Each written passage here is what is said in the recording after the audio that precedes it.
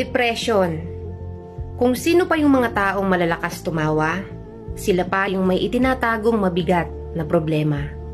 Hindi lahat ng nakikita nating masaya ay masaya talaga. Yung iba, pinipilit lang maging masaya para sa iba, para sa mga taong nakapaligid sa kanya. Pinipilit maging matatag kahit hindi na kaya. Pinipilit umiti kahit ang totoo nasasaktan na talaga. Totoo ang depresyon. Hindi yan kaartihan lang. Maraming nakakaranas niyan. Yung iba, hindi kinakaya.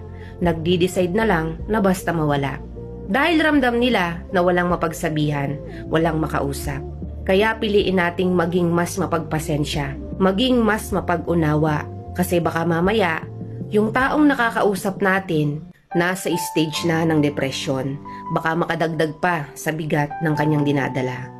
At sa mga taong nakakaranas ng ganito, piliin niyong lumaban. Pilitin niyong mas maging matatag.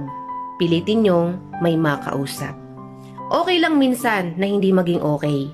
Ayos lang minsan na hindi ka umiti. At okay lang din na ikaw naman ang pasayahin ng ibang tao. Kung nakakaramdam ka na ng pagod, magpasaya ng iba. Real talk yan.